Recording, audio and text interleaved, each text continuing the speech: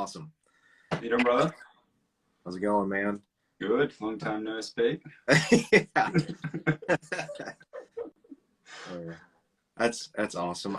It doesn't happen as nearly as often as I wish. I love when the guests are able to just jump in like that. Most of the time, it's like I think we've been like 20, 30 minutes before trying to get it set up right. Oh, wow. Yeah. Yeah. I don't know. It's wacky. Well, here we are. Oh, hell yeah. Sonny Lombardozzi's in the chat. That's sick. He used to play with Incantation. Now he's got that new band, The Rise from Worms. Oh, fuck yeah, dude. If you want like crazy Rusty Cooley, Mike Badio level shredding, but death metal, that's your dude. I think I'm in the wrong place. I'm like surrounded by all these like insanely talented fucking players, and here I am just chudding around on a fucking riff board. Dude, okay. You know what? We'll make that the first talking point, because I personally really dig your style and kind of resonate with it, honestly. Awesome. So for those of you who don't know, which it's weird you're here, but glad you're here. This is David, guitar player for Atrae Billis. Did I say it right? Yeah, nailed it, man. Nailed it. Fuck Thank yeah. you. All right. Atrae Billis, if you have not checked them out, absolutely killer. I think I put it on my top 10 albums last year. Oh, sick. I do like a lot of the dissonant death metal. I follow like Simon Sludge, and me and my wife are always checking out his recommendations, and like the whole like Gorguts, Portal, Worship kind of style stuff. But I also love stuff that's just very memorable. Like who doesn't like the main riff of Redneck Stomp from Obituary? You know what I mean? Absolutely, yeah. And Atrae Billis kind of hits both of those for me at the same time. Oh, It's awesome. It's technical and dissonant, but very memorable all at the same time. So it's all of these things I look for all at once. It's like it was so strange hearing our first series of feedback when Divine Nihility dropped, because Luca, our drummer, is better at separating himself from the music, but I can't. I'm just like inept at that. And I genuinely had no idea what our sound sounded like. I just thought it was just like a bunch of riffs and a bunch of whatever. So it's interesting that there seems to be like this kind of like crazy wave of like dissonant and like skronk sounding death metal coming through, and we just kind of happen to be a part of that. But yeah, I mean, we do spend a lot of time trying to really hone our songwriting without thinking too much about too much. So the other thing that's really surprising is just like how technical people consider it to be, because we don't, it's not something that we ever set out to be. I guess from a guitar player's perspective, I've just tried to come up with songs that are going to be fun to play if I'm in a position in my life where I have to play the songs every night for 30 plus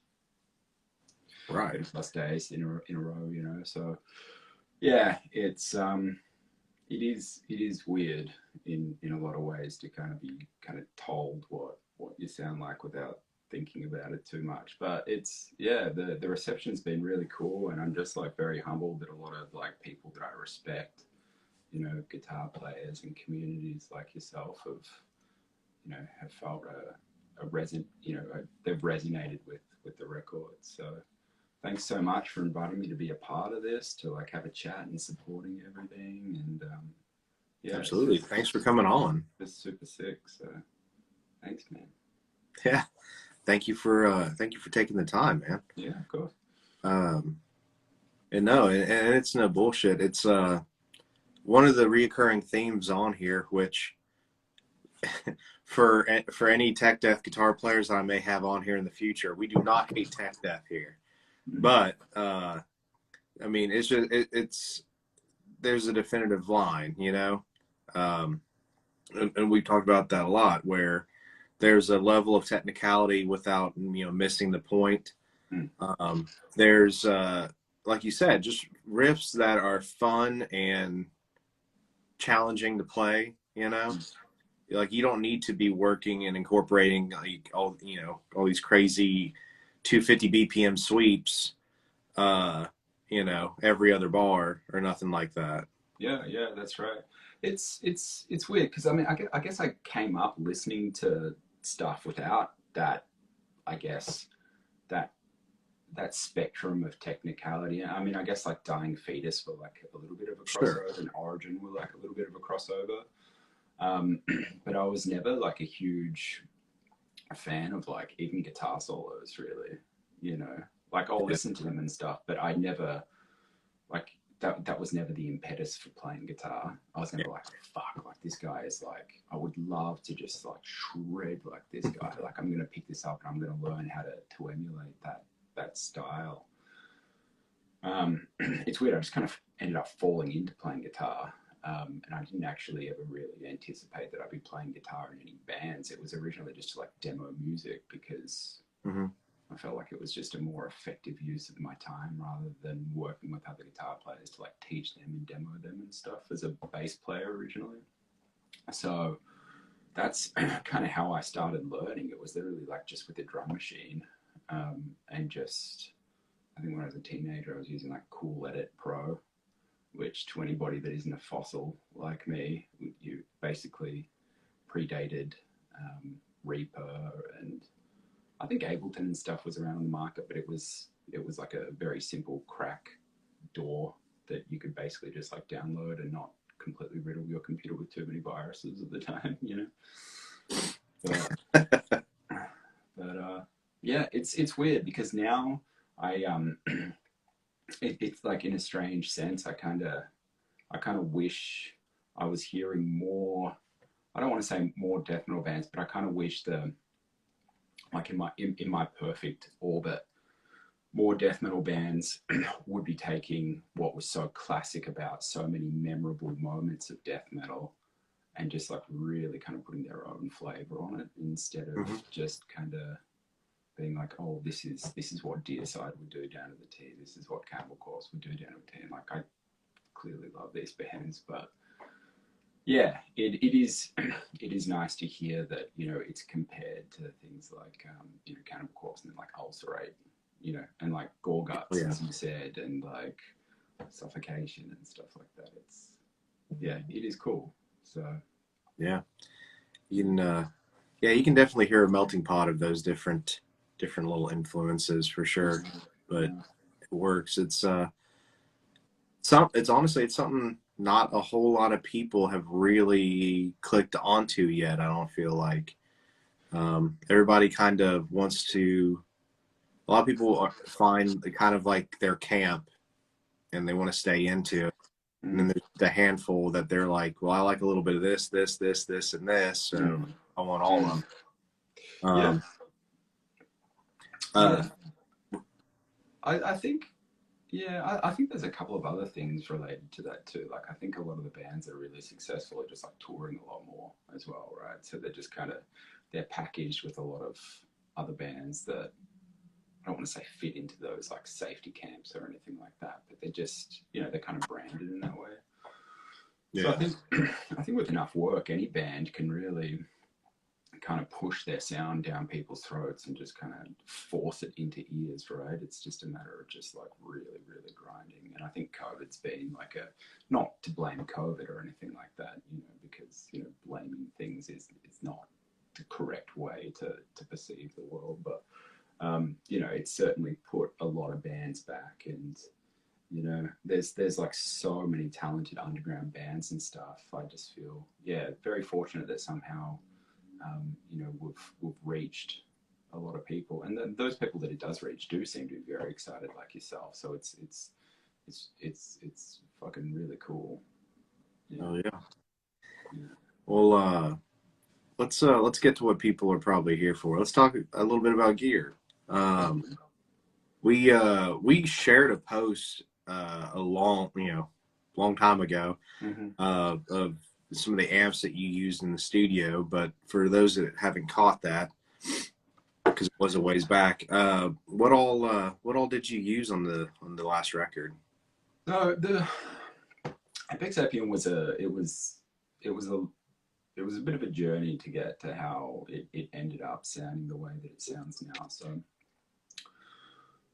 essentially, we recorded here in Vancouver, a studio called Rain City Recorders, with our good friend Matt Roach. Thank you, Matt, if you're watching, love you, brother. Studio is literally just a few blocks down from my apartment, which is super sick. We worked with Matt before on Divinity Hillity. Coming into Apex Apian, when we were recording drums, I was just using a Fortin APS suite, I believe. I think it was the Nameless suite. You know, and we weren't going to keep any of those guitars. When it came to recording guitars, which were DI, and we quad tracked this time. So that was the first time I've ever recorded an album with quad tracks, which was pretty fucking demanding for me, I've got to say. Like, yeah, it was an experience. So long days, but when we came down to capturing some guitar tones, they were effectively all reamped. So it meant that I kind of had hands off the instrument, and Matt and I ran through a series of different amps. So I have been using a 5150 block letter for all of Atrae Billis. I had some huge difficulties getting it serviced before the sessions. There's just a shortage of repair people here and stuff. It was essentially sitting on a shelf for 6 weeks and just wasn't touched. And I was trying to get on the phone, just being like, "Yo, dude, I need my block letter. Like, I'm in the studio. Like, I need my tools." And I went down to pick it up, and they hadn't touched it, so it was a little noisy and stuff. So I used another 5150, dialed in some sounds, and then we also tried a diesel. I think it was a V4 VH4. Somebody here can correct me here. And that was okay. I personally didn't like it as much as the EMG 81 and 5150 combination, which, as we know, is always a winning combination. Sure. And then we also tried a Boogie, I believe it was a Mark V, and that was lent to us from another band here locally called Neck of the Woods.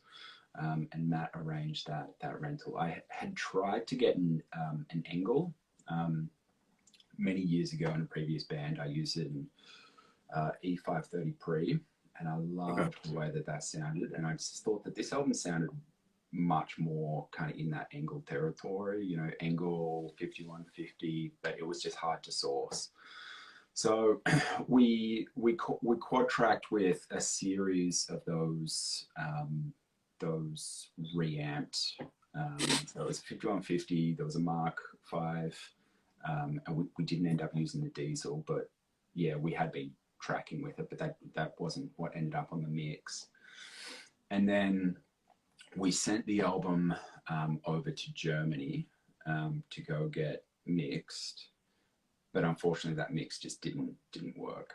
And it's a shame because he's an amazing an amazing engineer, an amazing producer, has worked on some of the most classic metal records of all time. I've got reservations bringing up his name in the case that it's like people perceive it to be like he's not good at his job. He's not. He's incredible, but for whatever reason, it just wasn't working with the Atrae Billis sound. Then we tried mixing it back here. And ultimately reached out to Christian Donaldson of Cryptopsy. And he was working at a place called The Grid in Montreal. He's since left The Grid and he's working for himself now. And Christian was super cool. He was completely inundated with work. He was barely keeping his head above the surface with how busy he was, but he still somehow managed to fit us in, which we're extremely grateful for. And So he took the guitar DIs and he reamped through what ended up being the 5150 block letter and a Mesa oversized cab. And I believe the OD pedal in front of it was a TS9, which is typically what I use. We'd also experimented with a couple of OD pedals in the front end of the amp at Rain City Recorders. One of them was the Fortin 33, which I actually don't like very much. I've got to be honest with you. It just sounds a little, I don't know. So yeah, it was a very, very, very classic setup for the guitar sounds that you hear. It's the 5150 block letter. It's an EMG 81 in the bridge. I tore out my neck pickup, so there's literally no other pickup. It was quad tracked into a Mesa oversized cabinet. And that's the guitar tone that you hear on Apex APN. Were you still using the Warlock? Yeah. So I had man, everything just like wasn't. It was a really stressful time because I ended up pulling the trigger on the Ormsby DC1, which is the Dino Cazares signature, if anybody there's not familiar. And I was unsure if I wanted to get a guitar built to my specs through Kiesel instead. But I had assumed that because the DC1 was going to be manufactured as a run, that it was going to be quicker and everything was. I just thought it was going to be more effective for time, and also I was going to save a few dollars, I guess. Not a great deal, but all the specs aligned with everything that I would have wanted in a custom build. Give or take a couple of details. You know, I probably have a kill switch instead of a volume knob. I'm a very minimalist kind of guitarist.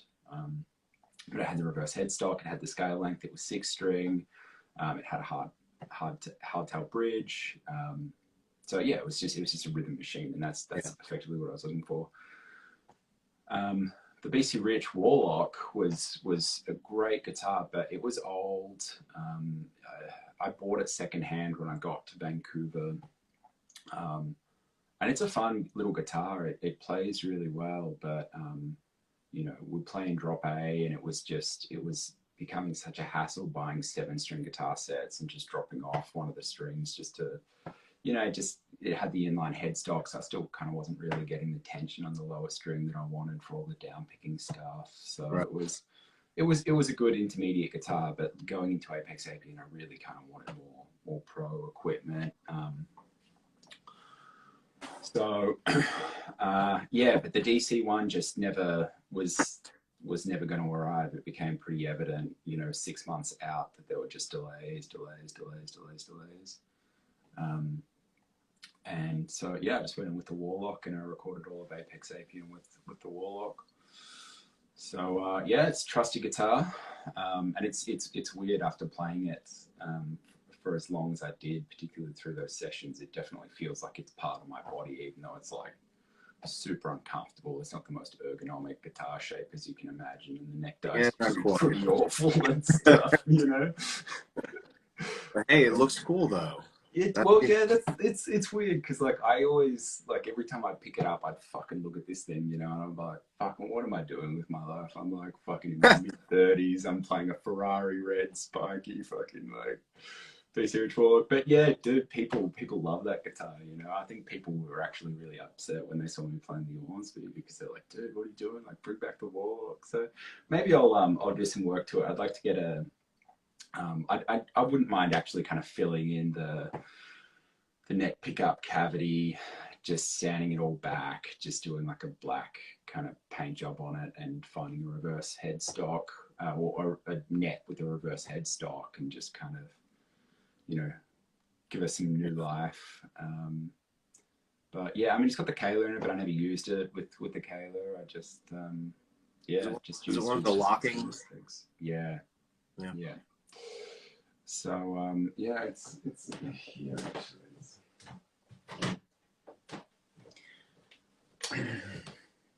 So I mean, a lot of people don't really know this, but for me to kind of get the action, which isn't isn't as low as what some people play. I don't know if any of you can kind of see that, but it's actually been jimmied up with a piece of what looks like ply. Yeah. Yeah. You know, just to kind of bring the neck up a little bit. But yeah, I mean, it came with, you know, it did come with the 85 neck pickup, but I just tore it out. I was just kind of getting my plectrum picked up, you know, it was just slamming on it all the time. So I pulled that off. You know, I've just taken the screws out.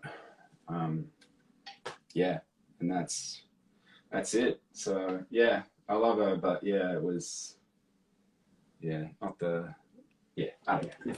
It was cool. It was never intended to be a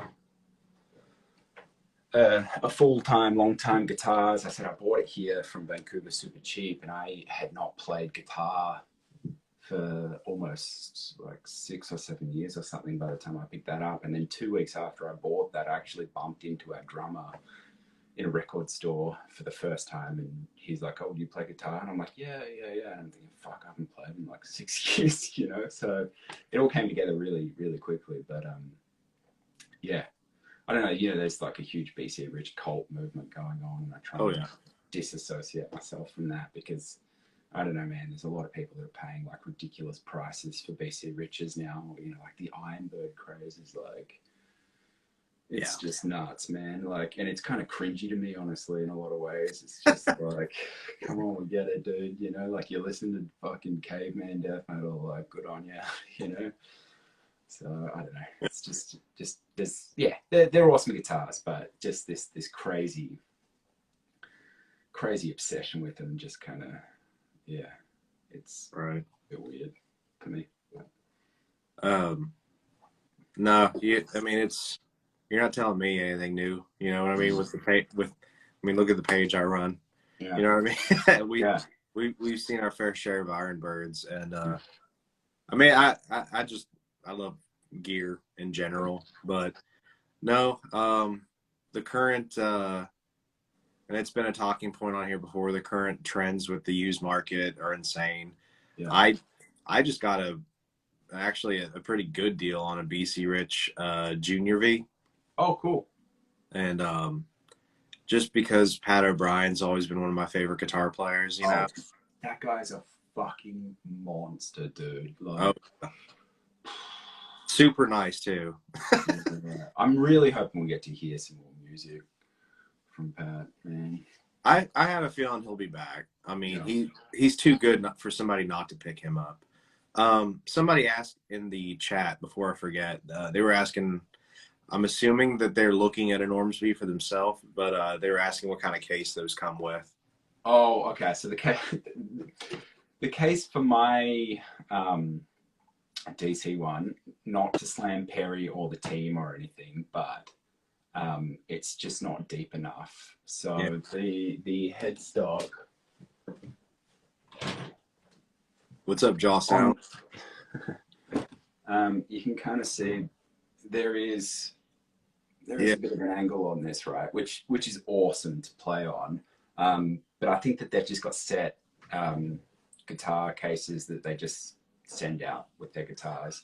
Sure. This particular instrument, it's just not deep enough, and so when I lay it into my case, it's actually putting pressure on the back of the headstock, right? Which is just not cool. You know, it's just not cool, because if anything was to land on the case and put any pressure on the lid, I'd find a very disgusting fracture along here, which I really don't want. So I will have to invest in like an Enki case or something for coming up. And it's just a better design. Having these things kind of like upright all the time is better for the instrument as well. But, sure. But yeah, the case is just a very standard case. I could pull it out, but there's not really much to show. Right. It's just like a felt liner. I would never recommend that anybody uses any of the standard cases that any instrument comes with. I would always recommend that you get like either a custom built touring case or something like an Enki or something to take your instruments out on the road. Just don't. I mean, they're fine for shipping an instrument to a customer, but if you're serious about your instrument, even if it is like a cheaper instrument, like the other instruments and stuff that I've used in the past, like you don't want them breaking. So Sure. get a good case, you know. And somebody in the chat was asking about your guitar tuning. I believe you said drop A, correct? Yeah, it's drop A. So it's a 6-string setup that I use. So yeah, I think that works out to be like B standard drop A. So what are you using gauge wise? I know you said a 7-string set, but I was using the 7-string set for the Warlock because it's got, I think it's the 24 3/4. Oh yeah, length, I think. yeah. And I was using a 62 on that. So it's a 10 to 62, but I was actually dropping off the 10 and starting at the 13. So it's a 13 to 62 set. Okay. But for the Ormsby, I'm using the Diodario NY series. And I think that's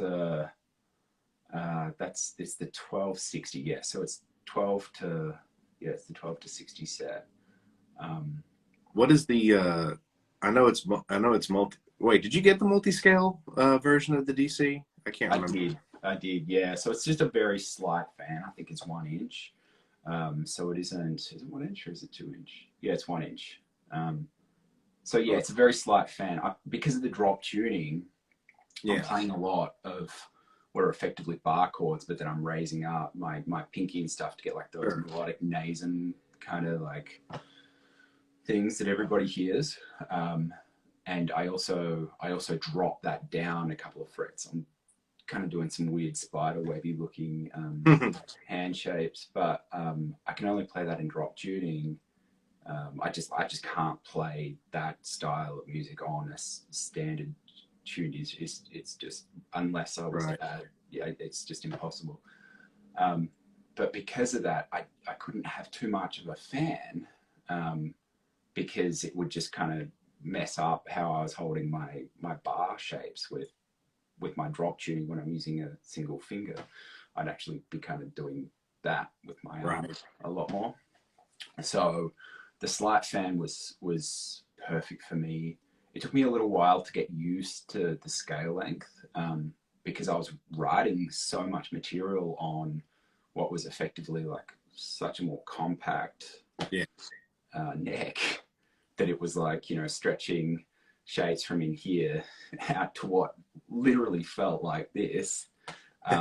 Did give me some really severe forearm issues, and I ended up going to an acupuncturist for the first time after a fall that I had, which just kind of like accelerated a bit of tension on my arm. But you know, I've had the instrument for a good, I'd say, 9 months now or something like that, maybe. And I've been playing it, you know, extensively at rehearsals and stuff, like 3-4 times a week. So I've got used to it now. And I'd say like I'm a medium build guy, so I'm sure there are people that are taller and stuff. They're like, oh yeah, this is no problem. But yeah, it's certainly taken a lot of adjustment from the shorter scale length. Got another question on the Ormsby. Yeah. Are you planning to drop an EMG in it, or are you going to keep the stock pickup? Or yeah, I think I will. So it came with Dino's signature Seymour Duncan machete, and it is a really nice pickup. I can definitely hear a lot of articulation through the instrument itself, which I wasn't actually expecting because I'd used Blackouts from Seymour Duncan forever ago, and I fucking hated those pickups for me, for what I was doing. It was just too much. They were too hot. They were just I just didn't like them at all. So I was a little apprehensive, but I was talking with Beto from Ormsby about the order and stuff. And he's like, just try them, you know, and if you don't like them, then you can swap them out later. And I have. It's interesting how modern they sound comparatively, especially using you know, plugins and things. But I think I will definitely go back to the EMG 81. I mean, not to be like a purist or anything. It's just like I love that sound. It is just like so classic and so ignorant. And you know, I mean, we all know an EMG 81 when we hear Sure. it, especially through a block letter. And you know, I mean, there's a reason that so many fucking metal records are so classic, and it's because of that combination, you know. Mm-hmm. And it's interesting, like a lot of people will comment on the guitar tone and just like, fuck, the guitar tone is so sick. And it's like, well, yeah, but you've effectively, like, I'm just like, this sound is something that you've also said about so many other players. So Right. so I think I will. There's some other gear related stuff the band's going to get on top of. Before I do that, we're kind of migrating to an in-ear monitoring system at the minute, the X32 and stuff.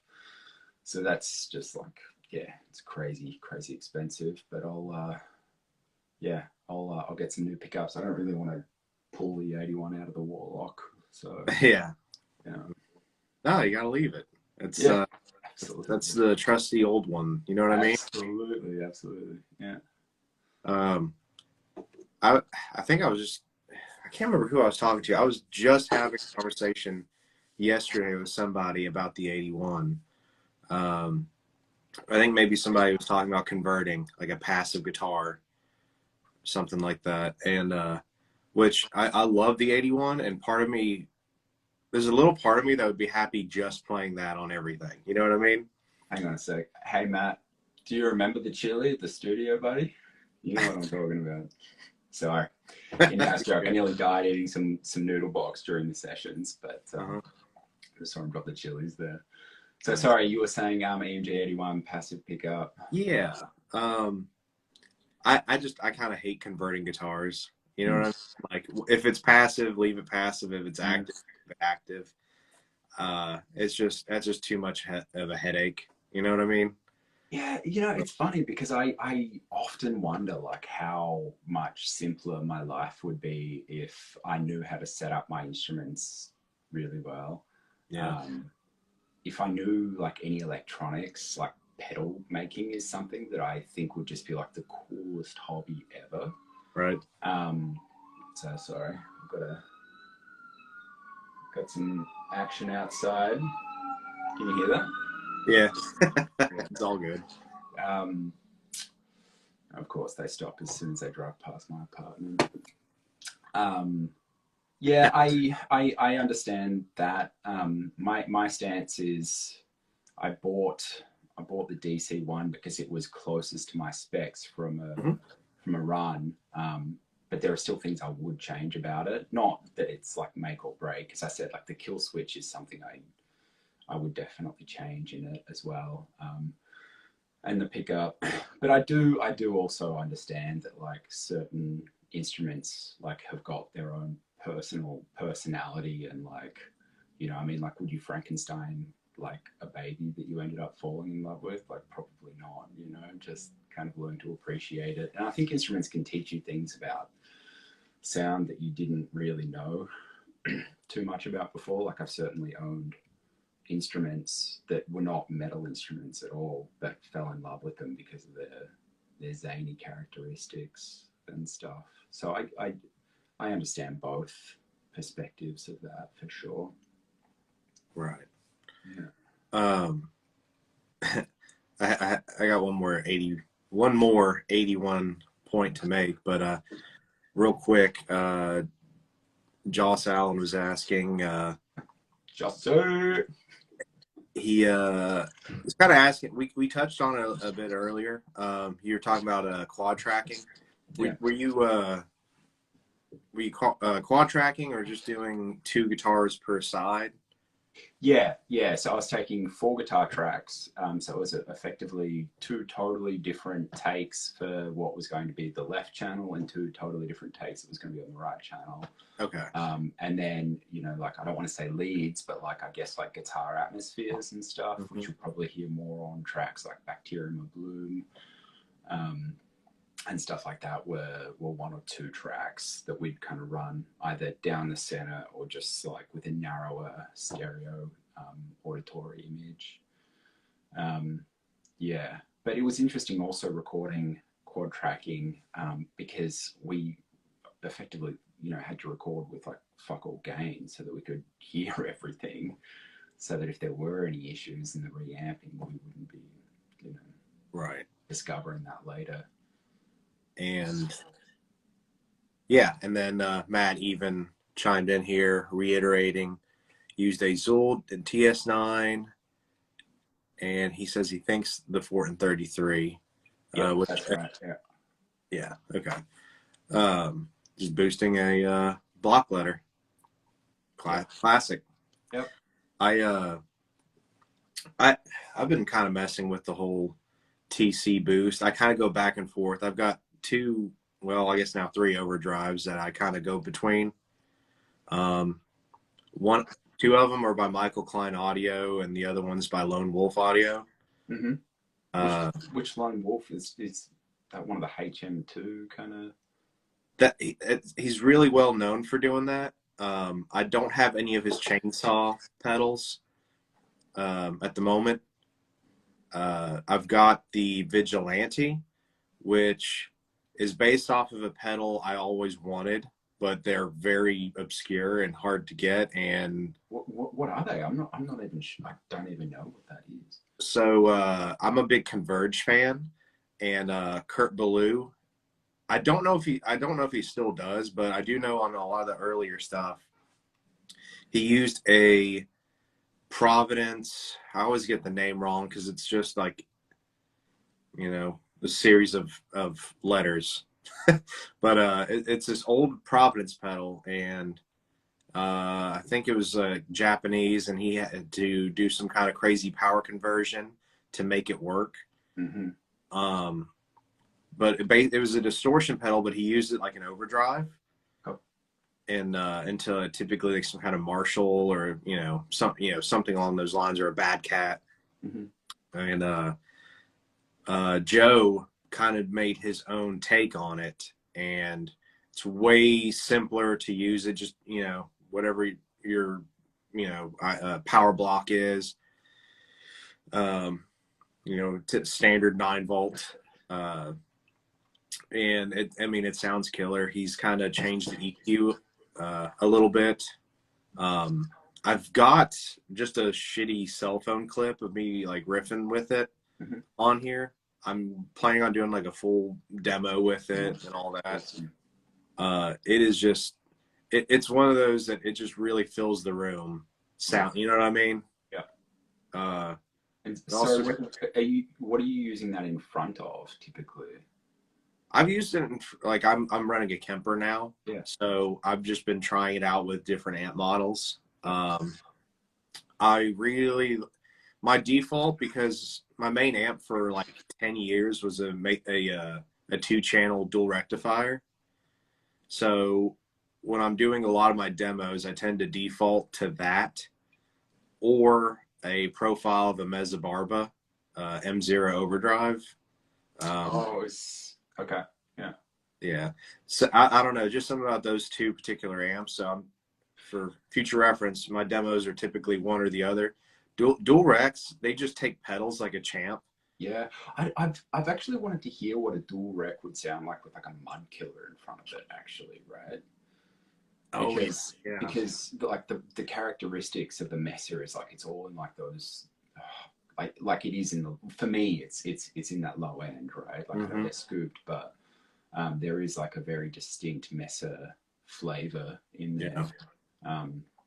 It's just I all the demos that I've seen of the Mud Killer, which I've actually been a little curious about for my own experimentations. They haven't really been used in front of too many amp demos that I've seen. If there are any online, could somebody just like hit the DMs and just link me to any of those things?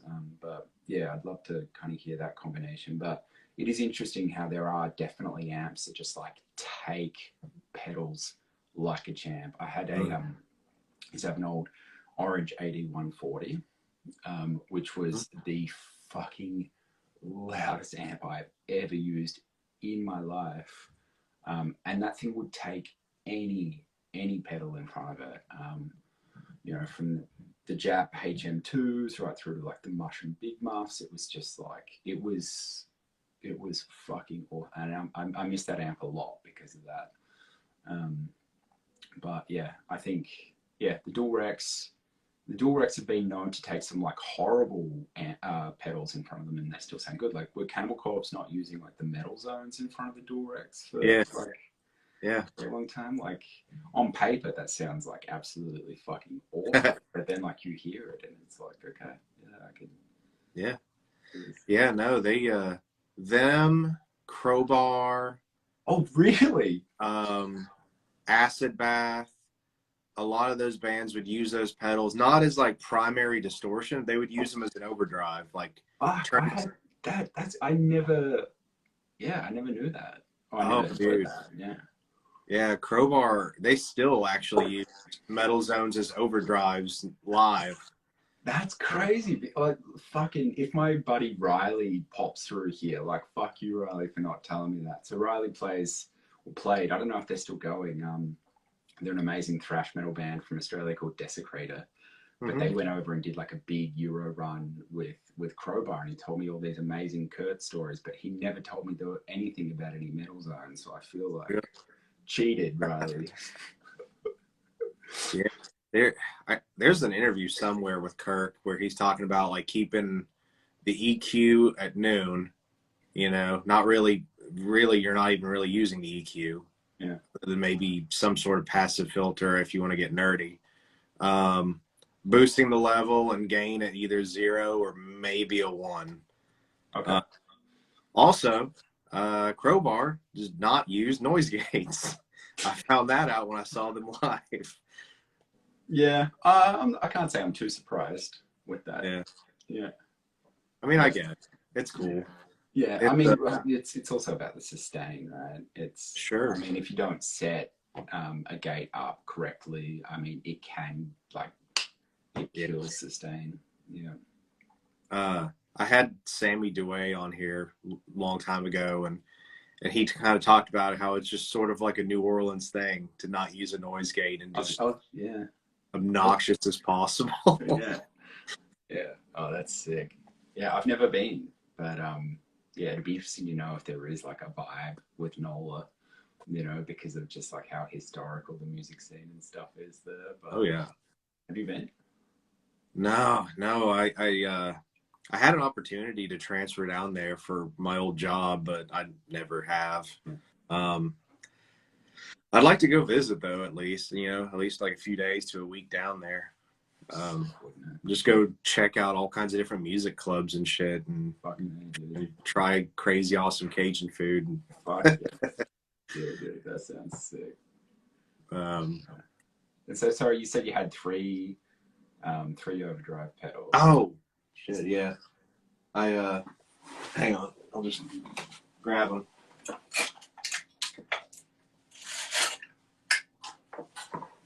And we're back.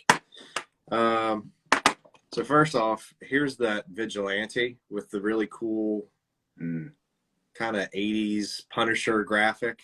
And I don't know if it picks up, but this like has a kind of a color shift to it. Oh, cool. Then there's my this one was custom from Michael Klein Audio, and it is the Chrysogrim, and I had it done up my black number 1, so it's kind of like a little typo negative kind of tribute. Yeah, that looks cool, dude. Yeah. This thing, I mean, I wanted these colors, and I wanted the little black number 1, and he was happy to oblige. This thing is does it please tell me you got on the knobs black number 1. You know what? I really should have. Oh man, missed opportunity. Well, now I gotta show this too. Hang on. I promise this isn't just me showing off. I got a noise gate to match it. This is Everything Dies. Oh, cool. But he actually did like a green crackle on this one for me. But yeah, that looked great, man. I'm eventually going to get this lead boost that he makes, where it's like a clean boost, a reverb, and a delay, all in like a single stop box format, Mm-hmm. and I don't know what song I'm gonna have put on that one. I'll have to think about that one. Something, it's got to be something fitting. But yeah, dude, Michael Klein. Both of these guys, both Joe and Michael, are like, they're buddies of mine. They've hooked me up a lot. Awesome. But yeah, the dude, this thing is kind of like my default go-to now. It's like a level, a gain knob, an attack knob, like how aggressive you want it. Oh, so what is that? Is that like a transient kind of design? Yeah. Yeah. Okay. Yeah, that's a good way to put it. Yeah. Then of course it's got a 3-band EQ. It's got enough gain on tap to where you could use that as like your rhythm tone going into a dry amp, which is what I was looking for. You know, I wanted one pedal that if I all I had was my board, I could run into anything. Absolutely. I mean, that's the reason I got the TS9 too, right? It's right. Not that I ever use that gain for that purpose, but you know, if something happened and I just had to go straight into the power amp section of my amp, like I could get by. Right. It's interesting you talk about effects, because I've very seriously got to think about how I'm going to design my amp moving forward with touring and how to capture the guitar effects and stuff that we've used that are like very I guess important to serving the songs that we'll be playing. So yeah, I use Atrae Billis actually uses tremolos a lot. We use them on vocals as well as on guitars, and a lot of people have been like, "Oh, what's that weird like sci-fi effect?" And it's all tremolos. But then we also use like a chorus in some of our songs as well, just to kind of give it that weird swirling kind of mood, like underneath all of the blast sections and stuff. So I think I've just, because they're reliable, I've just used Boss units before, thinking that if anything ever happens, you can just go down to the local music store and just replace them. But I think, you know, in the next couple of years at least, I'll probably be leaving my block letter at home and just taking more of the ampless route with a profiler or something like that. But I'd also like to make sure that, I've got the effects either on board that I'd be wanting to use, or it would be like this strange hybridized amp, you know, that I don't know how I'd be working some of those new effects though, because in the new Atrae Billis stuff, I mean, there are some really big shifts in guitar sounds from sections to sections. And I think that it would just logistically be a lot easier to manage with just like a floor pedal.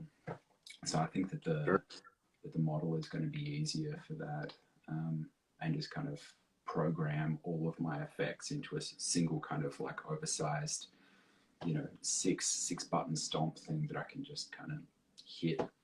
But yeah, something to think about. It certainly has, the technology has certainly finally caught up to where we need it to be for practical use. I have fully replicated my Mesa rig with the Kemper, and it's almost comical. Like I miss it for the actual, just I guess kind of almost the novelty of having a tube amp. But as far as like just practical, me having the sounds that I want, I've got it plus way more. That's the thing, man. I mean, there's so many people are still saying like, "Oh, you can hear it," and it's like, oh, I don't know, man. Like, when was the last time you really put this thing under the microscope? You know? Yeah. I understand that it's not it, so it isn't it. But yeah, I'm hearing what you're saying, man. I will add. Sorry. I was just saying. I was just gonna add, with the Kemper, I've noticed, at least specifically, and you know, maybe it's the profiles I use or whatever. because I got the powered one and I still run it through my old cab that I've had. Using the amps,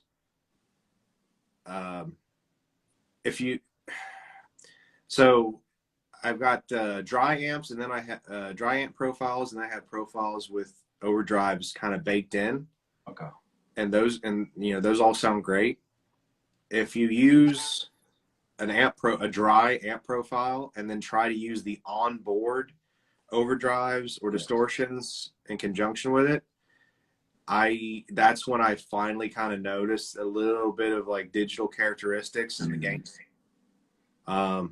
So either I feel like the trick is either to profile the overdrive tone that you want, or supplement it with an actual pedal if you're wanting like a boosted kind of thing.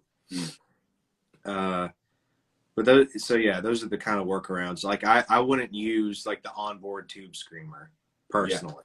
Yeah. Okay.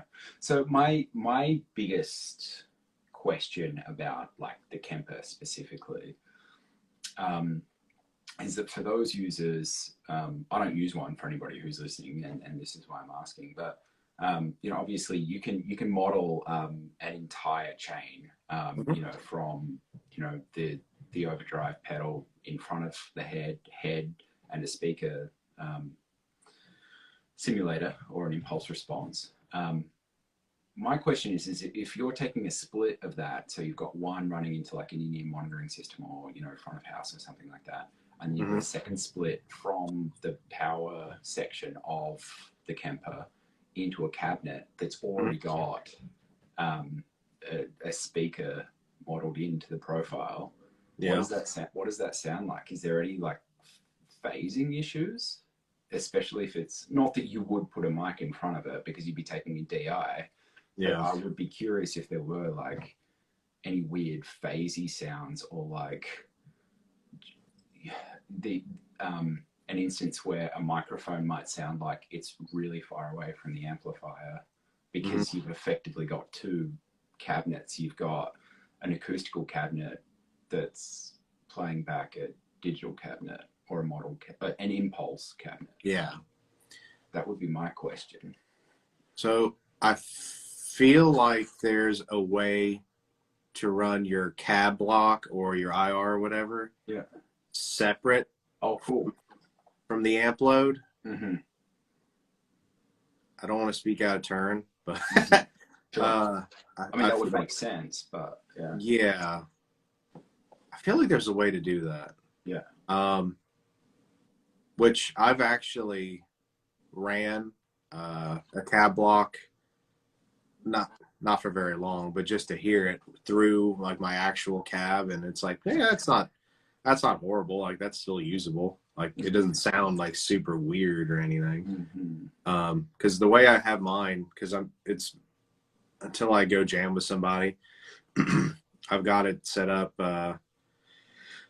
running through one of 3 cabinets that I have here, and then I got a couple XLR cables running out of the back of it into my interface. And I'll just kind of pull up the rig manager and I'll just kind of control all the parameters and volume and stuff. Like I'll turn off the power amp volume and turn on the XLR volume. If you can't differentiate, I know for a fact that you can do that on some of the legit modelers like the Helix and the Axe-Fx. Well, I think... I don't know about those, but I know that the Chord Cortex has also got a stereo out. Yeah. So you could theoretically have 2 totally different amp profiles. You could have one without a cabinet, take a split of like the second channel, the right channel, or whatever, go into a cabinet with the power amp, and then take your first channel or swap them around, whatever appeases you, and that could be your DI. Right. So, yeah, that's the other way that you could do it. Yeah, that is one advantage that the modelers have, because I've had a slew of Helix products, and then I have a buddy that he's a diehard Axe-Fx user, and we kind of compare notes all the time. Yeah. And as far as routing and honestly for flexibility, you still can't really beat the modelers. The Kemper, I just kind of fell in, like, well, for one, I got a really killer deal on it. So that was the first deciding factor, but it sounds amazing. Not as many routing options if you're wanting to do something like that. Which, you know, I guess I still have one foot in the past. I would probably still, even though I have the option to go direct, I would probably still lug a 4x12 around. Yeah. And mic it, which some people I'm sure would look at me like I'm an idiot for doing. Well, I mean, I don't know. I mean, I still think the people in the front row still need to hear, air being moved, and they still need that live music experience, right? Like, you know, I understand there's going to be a cleaner mix from the front of house speakers at any venue, but, you know, there's a lot of people in the blind spot of those speakers, and they're literally up either on the side of the stage, on the stage, jumping off it, whatever. And, you know, I guess for those people, it must be a really weird experience if you're a fan and you're going to go see a band that's effectively just a drum set on stage that you can hear.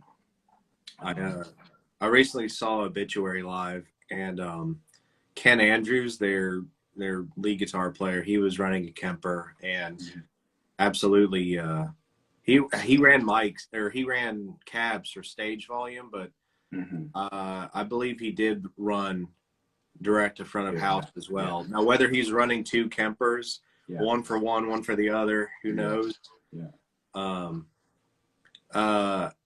I will say, if you can't separate the cab, you know, from direct or to your real cab, dude, there's so many like easy, like very small pedals to use as like workarounds. Like, just a splitter would work, right? Like, well, I was gonna say, even if you wanted to, let's say you had to disengage your cab block or whatever in your Kemper. If I really wanted to have a cab IR for direct and a real cab for my personal reference monitor, I would just get like one of those like more like they got one called the Radar. Yeah, and it's like a little mini pedal, but it's a cab loader, a cab IR loader. Yeah, like the torpedoes and stuff as well, right? Yeah, but this thing is like one of those little baby mini pedals. And I just throw that in like the back of my rack case for the line out, and use that to go direct. That would totally work as well. And then the question is do you really need like a rack mount modeler, or do you just keep it all on the floor? And, you know, because I mean, you know, and I guess that just comes down to the functionality of people using things. But it is cool, man. Of course, I haven't played a show in a few years. Hopefully again. But I just have in mind playing gymnasiums or people's living rooms, or even like a little too rowdy of a bar where somebody could step on or spill something on. Yeah, it gives me anxiety in a big way just thinking about it. Absolutely. I think that's what kind of makes me feel uneasy about the quad cortex. You know, I mean, I guess you could theoretically just like put it on top of your cabinet if we're still running the same hypothetical setup that we got. But it's. And I've talked with people like, oh, well, you can still like put it in a rack drawer and then run like a MIDI controller out of it. I'm like, well, what the f is the point then? Absolutely. It's literally like taking a drawer onto stage. I don't know. It's, which supposedly somebody told me that they have actually come out and said that they're not doing a rack mount version of the Quad Cortex, that they're just doing the floor unit and that's it. I was like, well, that's a lot of confidence, but I mean, that seems to be most people's gripe with the design. Yeah. I refuse to spend $1,500, $1,800 and just put it on the floor in front of me for some, Yahoo to like either a state, like somebody stage diving or spilling a beer, or it's the beer. It's the beer, man, because the beer is the reason people are stage diving too, right? And there are people holding beers that might not be accountable that just get their stuff just spilled all over the stage. I feel you. Well, let me see here. Let me kind of reference back to my little cheat sheet here. So I know we kind of talked about your approach to riff writing and wanting to try to just write stuff that's fun to play every night. Mm-hmm. What were some of like what would you say some of your inspirations would be?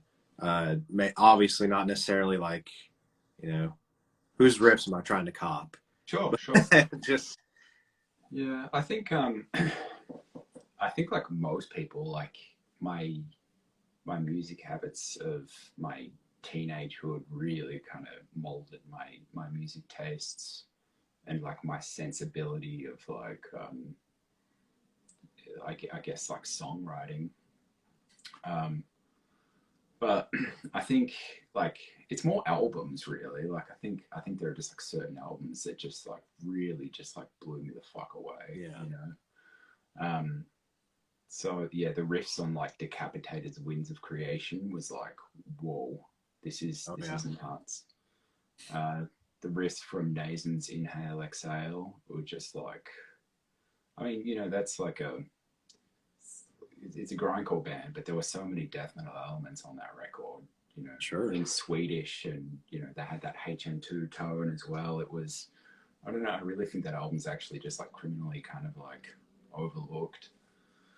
But yeah, Mieszko's guitar riffs, and I mean, you listen to that, it's like it's weird. It's like there are like the Cannibal Corpse like hammer on pull off riffs and stuff like throughout that record, and it's like fuck, this is still. So yeah, that was a big one. I really enjoyed Scott Hull's riffs on like early Pig Destroyer and like early Agoraphobic Nosebleed stuff. Yeah. So like Frozen Corpse stuff with Dope, Prowler in the Yard were just like big ones for me as well.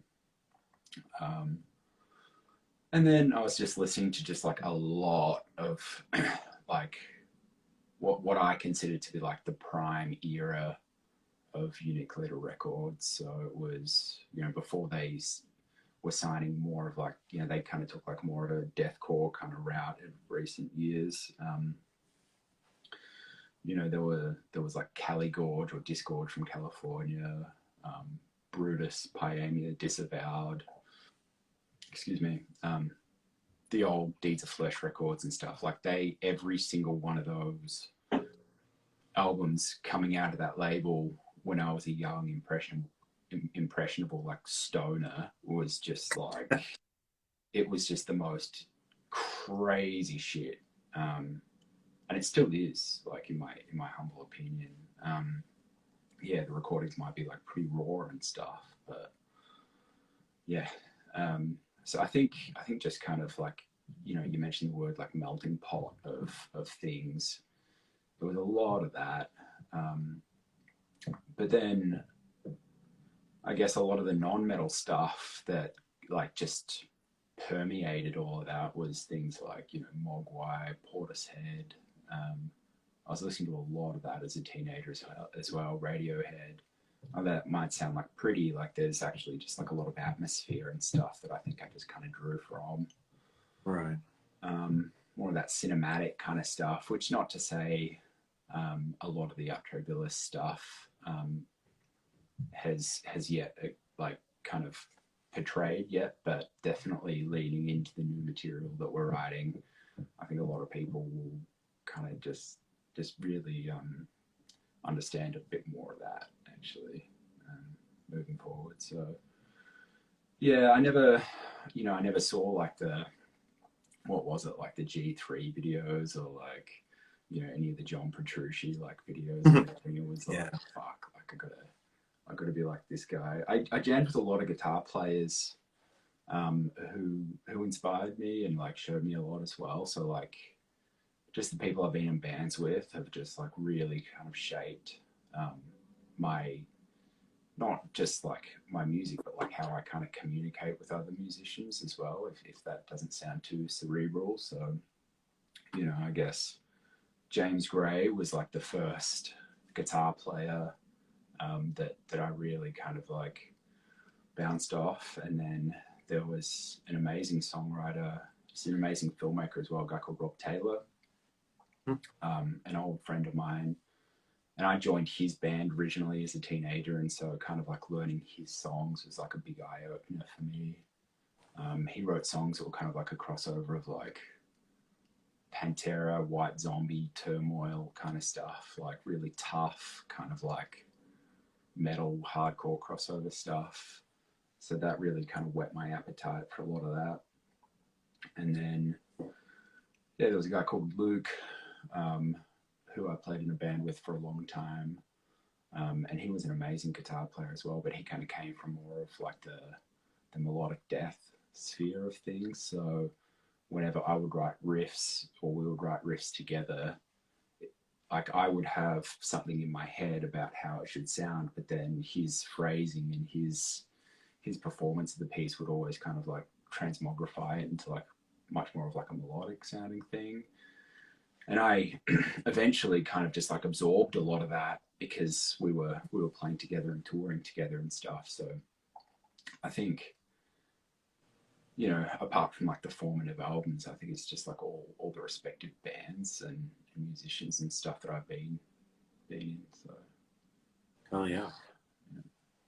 Which funny enough, I think you might have also kind of crossed off our closer question with the top 4 death metal. Oh, there's more. Yeah, I mean, fuck. Top 4 death metal. Fuck. I mean, I would say, I'm not sure everybody would call this death metal. Some people might call it like death grind or something, but I would say Hacked Up for Barbecue from Mortician. Ooh, hell yeah. I would say Pierce from Within from Suffocation. I would say Consume the Forsaken from Caligorge. All these would change tomorrow, by the way. If you were to ask me again. Sure. Yeah, and I would I'm not going to say Winds of Creation from Decapitated because it's effectively just like kids ripping off old Beta, but better. But maybe King of All Kings from Hate Eternal. Ooh, hell yeah. Yeah. That's just kind of unanimously like everyone's favorite Hate Eternal record, I feel. It's one of those scary records. I mean, as I say, I should really say Legion from Deicide actually, and oh yeah. Yeah, I mean, there's so many. I'm sure if I ever watch back at this, I'm just going to cringe and just think, fuck, I just miss like so many monumental things, as we do. But yeah, King of All Kings is like, yeah, it is scary, dude. Like it's a fucking no joke album that sounds like the band name. It sounds like Hate Eternal, and I just love all the dual guitars. Like that whole fucking record is just like 2 totally different guitar parts, just like creating like a crazy kind of like I don't know, it sounds like a hive to me, just like a hive of riffs, just like swarming bees and just like wasps and shit. It's fucking sick. I can appreciate the analogy. What would you say like the top 4?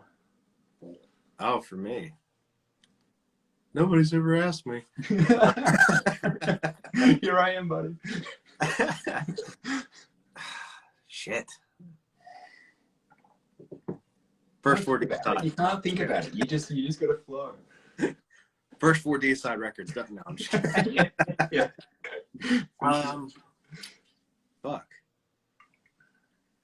Let me think. Dechristianized by Vital Remains. Okay. I have to throw that one up. the and I won't say songwriting. I'll say the composition of that album is insane. Yeah.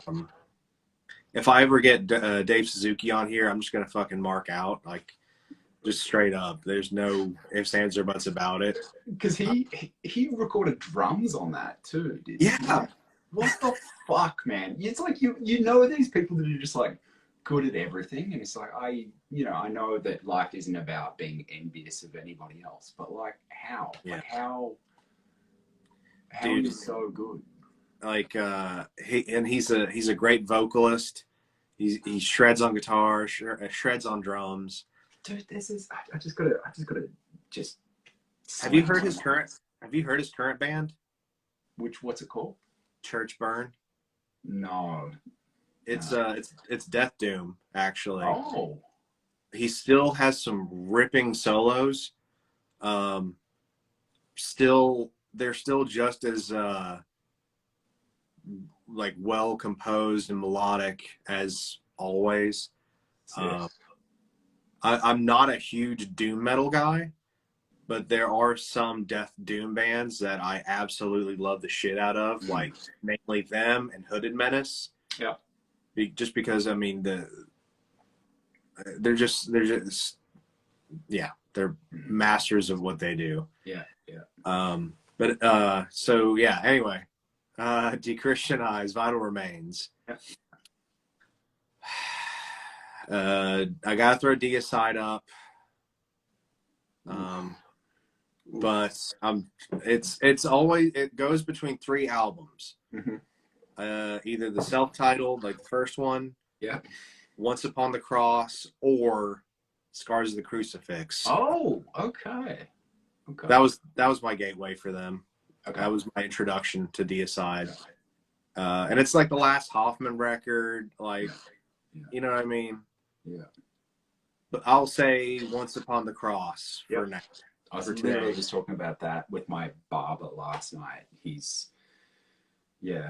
like, oh yeah, I haven't actually heard Deicide, and he's like right into like hardcore and shit, right? And I'm like, yeah, dude, like you have to listen to this. Like this is like one of the toughest records ever. Like Once Upon the Cross, like it's got hooks, it's got grooves, it's got yeah. So that's two. Yeah, we got those two.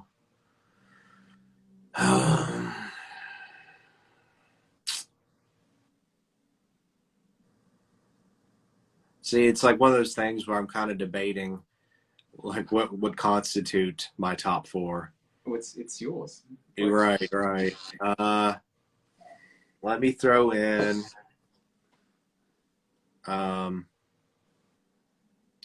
Mirkskog, Death Machine. That is like such a sick gym record, dude. Right? Like just the most intense. Some of the intros to the songs on that are like really, really well written too. Like, oh yeah. I'm surprised there hasn't actually been like a bit of a Mirkskog resurgence. Actually, I know Kyle listens to them quite a lot, but yeah. Dude, I'm really wanting like the next shit I write to be kind of more in that vein. Sick. Do you listen to like Zyklon and stuff as well? Yeah.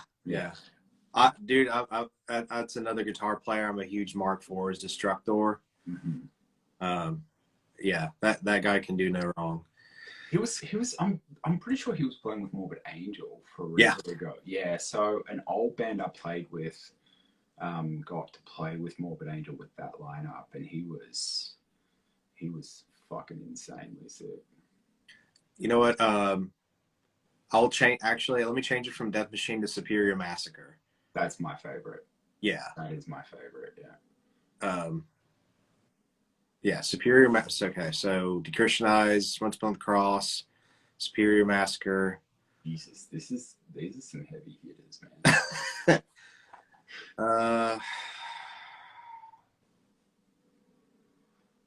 Fuck me.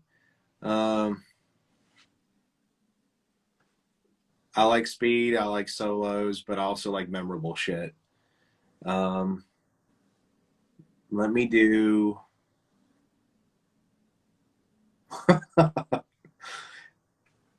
All the Dead Air. Um,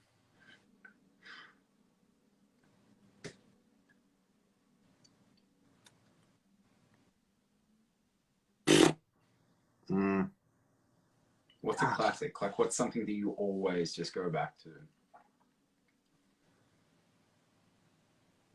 um, there's gonna be something obvious that I'm not even thinking about.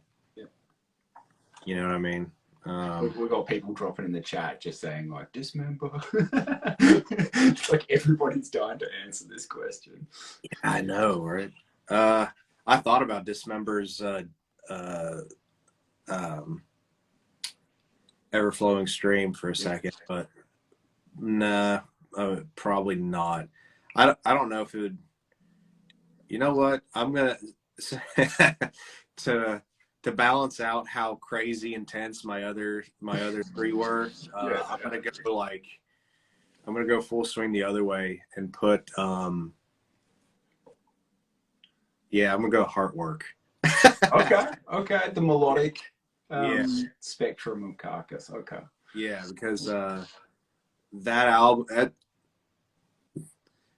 I wonder if I'll get shit for saying this. That one for me, is like the Black Album of death metal. Yeah, I think a lot of people would actually agree with you on that. Because I mean, it was such a tonal shift for that band when they put that record out. You know what I mean? Coming from all the grindcore shit, and then they dropped this album, which people are. I mean, just like the Black Album, people are still trying to get that sound. Well, I can't remember which podcast I was listening to. Maybe you know this. Maybe you can correct me. But on that, they were saying that they had dual tracked guitars. I can't remember what the main amp was, which is probably criminal. But the detail that really kind of like threw me was apparently they use like a little like 5 watt like Marshall combo practice amp just to give it like a fizz, and they blended that in with the main guitar channels. Right. Which, you know, I've heard of a lot of like huge producers doing similar things with old beat up cabinets with like torn cones and stuff in it. But yeah, I thought that was a cool little detail. I deep dived on that record tone myself for a while. So is that rumor true, or is it? Yeah. Okay. They also built their own cabinet to record with, the infamous like Franken Cab, where they took two different 4x12s. It's been a while. I want to say they were both Marshall cabs or something, or maybe a Peavey to Marshall cab. But whatever they were, they took the backs off and fused them together to make just a crazy deep speaker cab. Sick. And I want to say they used a 5150 block letter. Yep. And they boosted it with an old Marshall Governor. Huh? Yeah, it was the Governor. That's, as soon as you started saying it, I started remembering what I'd heard. That's right. Yeah. So when they had the extra deep cab, was it just like effectively the shell of a second cab to make it deeper? Yeah. And then did they put like some microphones either in the cab or at the back of it to pick up some of that like acoustic resonance or something? There's an old photo floating around somewhere. Fuck, I'd love to see it. I was like, I think it was basically they were just going for just miking a crazy deep cabinet. Yeah. Is what you're effectively getting. Yeah. Okay. Which is just kind of hilarious to me. You know what I mean? Like that Bill got that into the tone chasing of the album. Yeah. Which, maybe I'll do a video of this one of these days. I kind of wanted to. I didn't necessarily want to completely replicate it because you're never going to, and I'm not gonna drive myself insane. But I wanted to cop a little bit of that, so I was, doing research, and there is a predecessor. I don't think I'm using the right word. There's a pedal at GV2, like a Governor 2, that you can, and I got one here, and it was like $30. Tom Draper, who was touring with Carcass there for a while, he was using one of these live, running into an EVH, and while Bill was using EVH and I believe an old school governor, and you know, did the trick. I mean, it definitely gets that sound. It adds a little bit of those Marshall kind of to, if you run it into like a very American sounding 6L6, like a dual rec or a 5150, and you just run one of these things and you tune to like, you know, B or whatever, you're going to get in that ballpark for sure. Yeah, well, I mean, it would be, it's kind of patriotic too of Carcass to make sure that there's that British tone as well, right? Oh yeah. Make sure that's in. Just like inject a little bit into the, which I'm starting to kind of question. Maybe they blended it. Maybe I'm off. I feel like they used the 5150, but I also know that they were big on the JCM 900 around that time. Maybe that came afterwards. I'm not sure. Maybe somebody can kind of chime in there. But I didn't mean to kind of take over there. But no, that's awesome, man. No, that's why I'm here, man. Hell yeah. Yeah, absolutely. Well, we'll kind of try to wrap this up because I have to actually go pick up a cake for my wife because it's her birthday. Oh, happy birthday! What kind of cake? She's not listening. You're not going to spoil the cake surprise. Oh, she knows. She mentioned it in passing like a month ago, and I had a family friend make it. Yeah. Honestly, it's like some kind of buttercream rum cake, cherry rum cake kind of. I can't even remember. I'll send you a picture though. It looks insane. Well, we'll wrap this up. What kind of plans does Atrae Billis have going on for like 2022? So immediately we've got, I guess the next thing coming up. Speaking of Deicide, we're playing with Deicide in a few weeks. There's a big kind of like 4-day metal festival here in Vancouver called Modified Ghost. It's real cool. The Dying Fetus, Undeath, Frozen Soul package is passing through the night before we're playing. But yeah, there's just like a bunch of sick bands playing: Vitriol, Gatecreeper, Revocation, Exciter. Just it's stacked. So we'll be a part of that. That'll be our second show ever, which will be cool. And yeah, the last time we played was January of 2020 before this whole COVID thing happened. So it'll be interesting to kind of, figure out whether there's just like fucking tumbleweed out in the audience or whether it's a full house singing along. We'll see. But yeah, that'll be an interesting one. So that's in a few weeks. And then we've been chipping away at getting a whole heap of other dates booked for Western Canada. So nothing's been announced yet, but that will likely be an announcement coming up soon, as well as a new bass player. Yes, we have had somebody join the ranks since Brendan left what feels like forever ago. And we're very excited to have a new guy in, so there'll be an announcement about that. There's been a lot of progress on the follow-up record. I guess the onus is kind of on me to make sure that the lyrical direction and stuff is starting to take form. But that's a little different to the musical aspect of the record. That I just need to just kind of like lock myself away and read and trip and do all that fun stuff. But unfortunately, that's going to get interrupted with shows. So, but yeah, lots of progress on that front. But I think 2022 is going to be a lot more shows than what we haven't been able to do in previous years, and hopefully just kind of get the word of the band out a little more. But yeah, just grinding forward and staying creative and staying productive. So awesome. Well, best of luck to you, man. I know you're absolutely going to kill it on that fest, and I'm sure you're going to have no tumbleweeds. I'm sure there's going to be a whole new crop of fans. Yeah, I really hope that Glenn Benton bullies me or something. You know, so I've got like one of those cool stories. So like I'm gonna have to try like maybe like get in his way or like, you know, like I don't know, do something to get a spark out of him, because yeah, I've never played with Deicide before, so I'd like to have a Deicide story, but you know, we'll see if I can manage one. Maybe you can just like draw like an actual like proper upright cross on the forehead. Could you imagine? Great. You're like, hey, what's up? Like, oh fuck. you know what?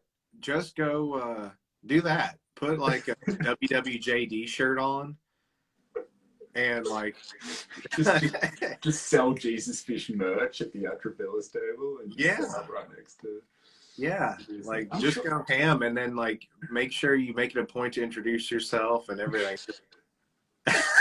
I'm sure he's probably had so many people like try that angle just to get a rouse out of him, though. You know, possibly. I don't know. Yeah, I'll figure something out. I saw him once forever ago wearing a T-shirt from that old '90s reality show called Cheaters. I don't know if you ever saw that TV show, but it was like the fucking funniest like interview like outfit I'd ever seen. He so seems like he has bought that shirt from or something. But, yeah. I feel like he has to have at least a somewhat decent sense of humor from like interviews and shit I've watched. I don't know. Some people call him like the Ted Nugent of death metal, but I don't know. Yeah. Yeah. I mean, I've heard some stories, but you know, I mean, everybody glamorizes certain personalities and stuff. So I don't know if any of it's truth or bullshit, but yeah, I'll try to get a story. I'll let you know how all that unfolds on the note. Please do. We'll have you back on to tell it too. Well, dude, David, thank you so much for coming on here, man. This has been a blast. Thank you so much, man. And thank you everybody for tuning in. Make sure you check out Atrae Billis on all social media. Check them out on tour. Buy that record. It's awesome. Fucking A. Thanks so much, man. And enjoy the rum cake. And, yeah. Happy birthday to your wife. And oh, thank you, man. Thank you. Absolutely, man. Yeah. Have a killer night. Awesome. Have a good weekend, man. You too. See you guys. Later.